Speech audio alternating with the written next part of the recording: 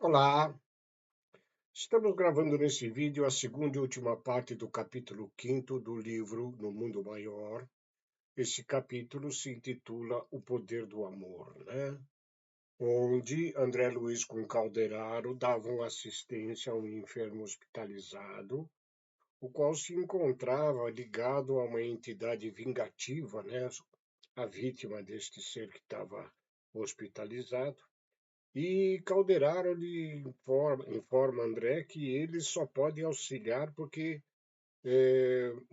muito pouco, porque para modificar a, a dificuldade de relacionamento entre os dois, assassino e vítima, né, era preciso alguém que soubesse amar. E aí vem Cipriana, né, uma entidade de esferas mais elevadas, que começa na primeira parte deste capítulo, né, a falar com Pedro, né? E na sequência, ela começa agora a falar com Camilo, que é a vítima, e eles se deslocam ali do hospital para a casa de Pedro, onde lá reside a esposa dele e seus filhos, ok? Dando continuidade, né? Então, eles estão transportando Pedro e Camilo para a residência de Pedro. Em breves minutos penetrávamos confortável residência onde uma senhora, na sala de estar, tricotava junto de dois filhos pequeninos. A conversação doméstica era doce, cristalina. Mamãe, dizia o menorzinho, onde está o neneco? Ele voltou ao serviço. E Celta? Está no colégio. E Marquinhos também. Eu queria todo mundo aqui em casa. Para quê? Indagou a genitora sorrindo. Sabe, mamãe, para rezarmos para o papai, aquele que está hospitalizado. A senhora reparou ontem à noite como ele estava aflito e abatido? A jovem matrona transluziu certa angústia nos olhos, mas objetou em tom firme. Confiemos em Deus, meu filhinho. O médico recomendou-nos tranquilidade e estou convencida de que a providência nos ouvirá. Lançou um inteligente olhar sobre a criança e acentuou. Vá distrair-se, Guilherme. Vá brincar. O pequeno Guilherme, porém, descansou o braço direito sobre um livro de primeiras letras, cismando como se indiretamente percebesse nossa presença, enquanto a senhora súbito abandonava o tricô para chorar num quarto à distância. Acompanhávamos a cena comovidos quando Cipriana se dirigiu a Camilo desapontado. Continuamos, efetivamente, continuemos. Efetivamente, nosso amigo subtraiu-te a vida física noutro tempo, contraindo assim dolorosa dívida.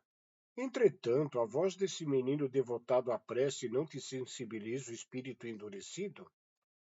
Este é o lar que Pedro criminoso instituiu para criar o Pedro renovado.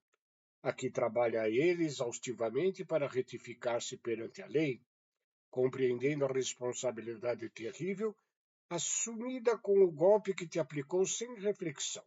Meteu ombros a uma atividade desordenada e incessante, derruindo os centros físicos. Ante, antes dos 50 anos no corpo terrestre revela evidentes sinais de decrepitude.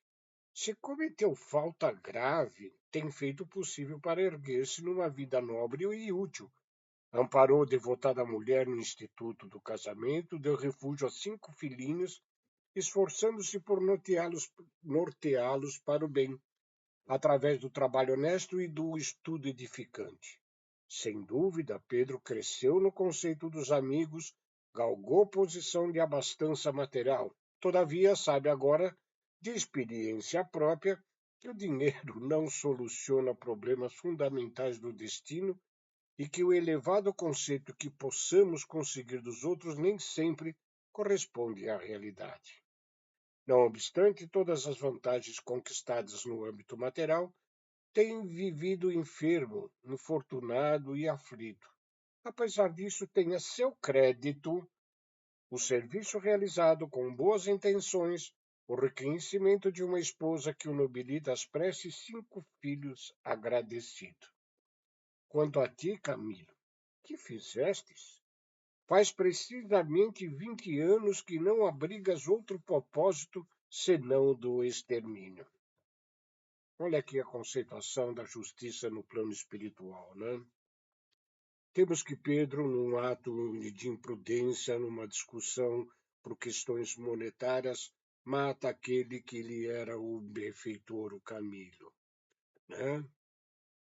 Passa a viver com a sua consciência culposa e, para se manter mais esquecido em insanidade, entrega-se a um trabalho praticamente insano, cria uma riqueza, casa-se, abriga uma moça de boa índole, permite que 5 espíritos reencarnem como seus filhos, continua nesses 20 anos após aquele assassinato a trabalhar para o bem da própria família, para alguns companheiros, propiciando com os seus ganhos, né, possibilidade de ganhos para outras famílias.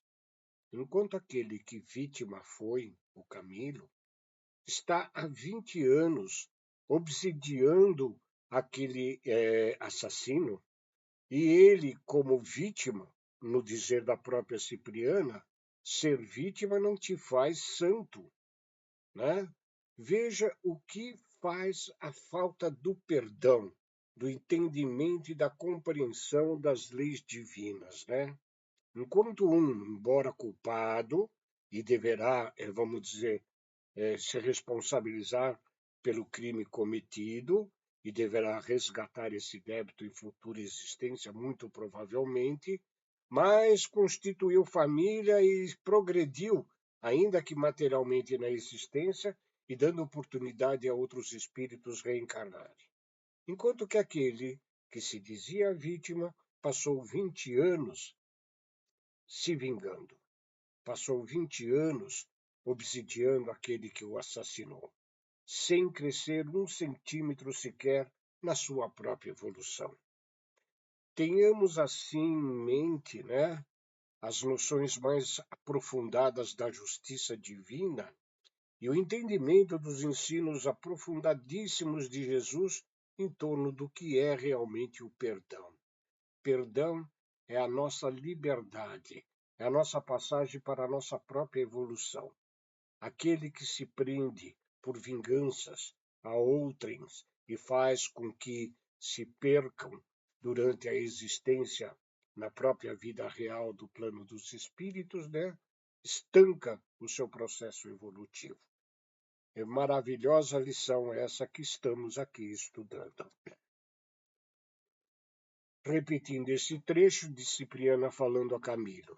Quanto a ti, Camilo, que fizeste, faz precisamente 20 anos que não abrigas outro propósito senão do extermínio. O esforço detestável tem sido objeto exclusivo de teus intuitos destruidores. Teu sofrimento agora nasce da volúpia da vingança. Vale a pena ser vítima, receber a palma santificante da dor para descer tanto na escala da vida? A benfeitora fez breve pausa, fitou-o compadecidamente e prosseguiu. Contudo, Camilo, nossa palavra enérgica não se faz ouvir nesse santuário à luz de juízo irrecorrível. És, acima de tudo, nosso irmão, credor de nosso afeto, de nossa estima leal. Com o teu visitar, nosso objetivo é ajudar-te. Talvez recuses nossa aliança fraterna, mas confiamos em tua regeneração, porque nós, em épocas remotas, demoramos no desfiladeiro fatal a que conduzistes. Passamos longos tempo na atitude de serpe venenosa, concentrando em si mesma, aguardando o ensejo de exterminar ou de ferir. No entanto, o Senhor, todo misericordioso, nos ensinou que a verdadeira liberdade é a que nasce da perfeita obediência às suas leis sublimes e que só o amor tem suficiente poder para salvar, elevar e remir. Somos todos irmãos, Camilo, suscetíveis das mesmas quedas, filhos todos do mesmo Pai. Não te falamos, pois, como anjos, senão como seres humanos regenerados e em peregrinação aos círculos maiores. Havia nela tal inflexão de carinho, diz André, naquelas ternas e sábias considerações, que o perseguidor de Dante, frio e impassível, prorrompeu em pranto. Malgrado tal modificação, alçou o indicador na direção de Pedro e exclamou: Quero ser bom, e todavia eu sofro tanto. Confrange-me atrozes padecimentos. Se Deus é compassivo, por que me deixou ao desamparo?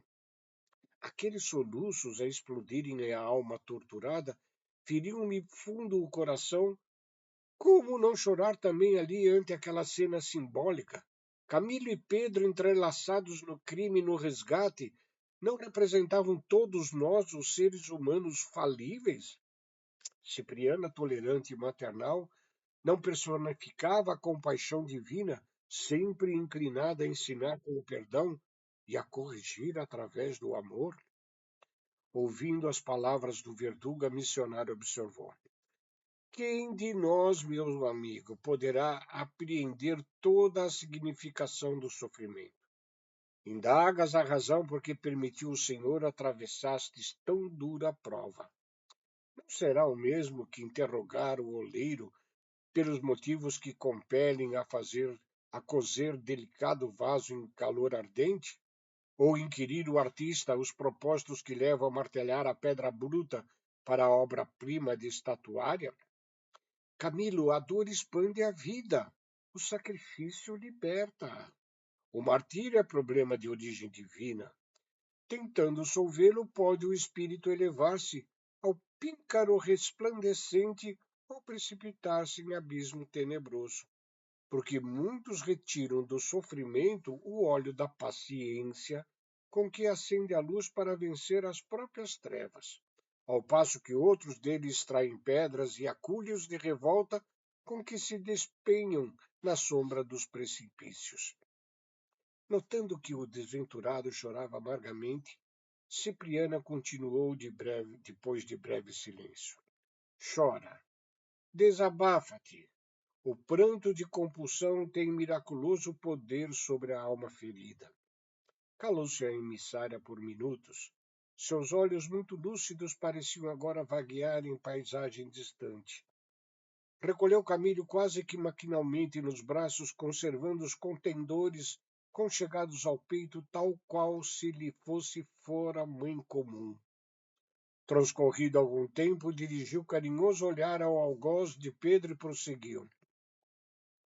Comentas o mal que te feriu. Invocas a providência com expressões desrespeitosas. Oh, meu filho, cala o dom de falar quando não puderes servir ao bem. Vivi igualmente na terra e não padeci quanto devia, considerando o tesouro da iluminação espiritual que recebi do céu pela dor. Perdi meus sonhos, meu lar, meu esposo e meus filhos. O Senhor nos deu, o Senhor nos retomou. Meus 2 rapazes foram assassinados numa guerra civil em nome de princípios legais. Minhas 2 filhas, seduzidas pelo fascínio do prazer e do ouro, escarneceram de minhas esperanças e permaneceram na esfera sombria e emaranhadas em perigosas ilusões. O esposo era o único amigo que me restava. Entretanto, quando a lepra acometeu minha carne, abandonou-me também, empolgado por visível horror. Desprezaram-me todas as afeições, fugiram os favores do mundo. Contudo, enquanto meus membros se desatavam do corpo que se corrompia, quando me achava relegado ao extremo desamparo dos que me eram caros, robustecia-se dentro de mim o cântico da esperança. Minha alma glorificava o Senhor da vida triunfante. Concedera-me ele um dia toda a graça da saúde e da mocidade, retomando em seguida esses bens que eu guardava por empréstimo. Privou-me dos entes queridos, desfez-me o equilíbrio orgânico, enviou-me a fome e a dor. No entanto, quando a minha solidão se fez amarga e completa, minha fé elevou-se mais clara e mais viva. Que necessitava eu, miserável mulher, senão padecer para santificar a esperança? Que não precisaria ainda para lograr o acesso a fontes superiores? Quem somos nós, senão vaidosos vermes com inteligência mal aplicada, aos quais se tem de mil modos manifestada a misericórdia divina, mas em vão? Foi então a vez de Camilo ajoelhar-se. Do tórax de Cipriana partia radioso feixe de luz que lhe atravessava o coração qual venábulo de luar cristalino. O infeliz genuflexo agora beijava-lhe a destra num transporte comovente de gratidão, rociando-a de lágrimas. Sim, disse ele chorando, não me falarias dessa maneira se não me amasseis. Não são vossas palavras que me convencem, senão o vosso sentimento que me transmuda. E como acontecera a Pedro, também gritou: Mãe do céu, libertai-me das minhas próprias paixões, desfechai-me as algemas que eu mesmo forjei. Quero fugir de minhas sinistras recordações, quero partir, esquecer, empenhar-me na luta regeneradora, recomeçando a trabalhar. Cipriana confiou-nos o doente, cujo veículo denso descansava no hospital próximo, e num triunfante sorriso de ternura materna enlaçou o ex-perseguidor murmurando: Abençoado sejas tu que ouviste o apelo do perdão redentor. Que o Pai te abençoe para sempre. Vamos, a providência oferece trabalho regenerativo a todos nós. Abraçou-se a figura repulsiva do ex-verdugo, aconchegou-o ao coração e aproximou-se de nós, dirigindo-nos a palavra gentilmente. Irmãos, agradeço-lhes o concurso fraterno. Nosso amigo sofredor seguirá em minha companhia. Espero localizá-lo em terreno de atividade restauradora. E antes de despedir-se, notificou ao meu orientador. Irmão Calderaro, aguardo-lhe a colaboração hoje à noite em favor de Cândida, que deve regressar ao nosso lado amanhã em definitivo. Precisamos salvar-lhe da loucura total a filhinha. Retirou-se a mensageira, conduzindo o transviado como se lhe fora precioso fardo, enquanto nova luz me dealvava o espírito. O assistente tocou-me no ombro e falou: André, o coração que ama está cheio de poder renovador. Certa feita, disse Jesus, que existem demônios somente suscetíveis de regeneração pelo jejum e pela prece. Às vezes, André, como neste caso, só o conhecimento não basta. Há que ser o homem animado da força divina que flui do jejum pela renúncia e da luz da oração que nasce do amor universal. Dispunhamos-nos a reconduzir o enfermo à casa de saúde, quando a dona da casa assomou à sala em traje de sair e disse aos meninos: Preparem-se, filhinhos, visitaremos papai dentro em pouco. Transportamos Pedro ao leito, dispensando-lhes os cuidados possíveis. Em breve, despertava a sorrir, melhorado, quase feliz. Chamou a enfermeira, demonstrando um novo brilho no olhar. Não sentia mais a dor persistente no peito.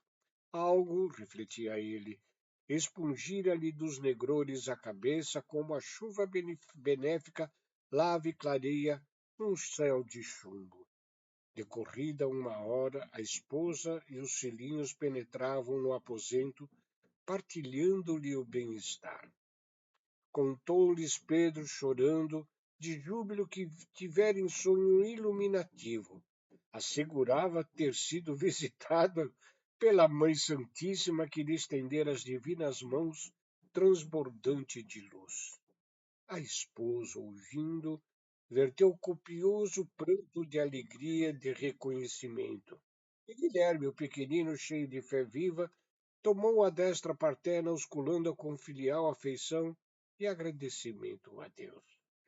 Sensibilizada, acompanhei a cena íntima em que a família reencontrava a paz e, recordando Cipriana com sua milagrosa atuação salvadora, compreendi que a mulher, santificada pelo sacrifício e pelo sofrimento, se converte em portadora do divino amor maternal que intervém no mundo para enobrecer o sentimento das criaturas.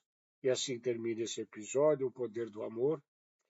E para as nossas reflexões fica aqui aquele entendimento que nos falta ainda na consciência real de que somos espíritos e espíritos imortais. Aqui na Terra ainda temos que a morte, principalmente quando através de acidentes ou de assassinatos, como neste caso, né, não tira na realidade a vida de ninguém. Ela restringe o processo evolutivo dos espíritos que estão encarnados para sua melhoria espiritual. É nisso que contém verdadeiramente o crime, porque o espírito não morre jamais. Mas todos nós sempre seremos responsáveis e chamados à correção e não a um inferno eterno dos caminhos errados que tomamos nas existências. Tenhamos em nós essa reflexão de que somos espíritos, com o agravante de sermos imortais. Fiquem com Deus, muito obrigado. Sim, próximo capítulo, o sexto, conforme Cipriano falou ali a Calderaro, né? Na mesma noite teremos o amparo fraternal, no próximo episódio. Obrigado por acompanhar esses nossos estudos.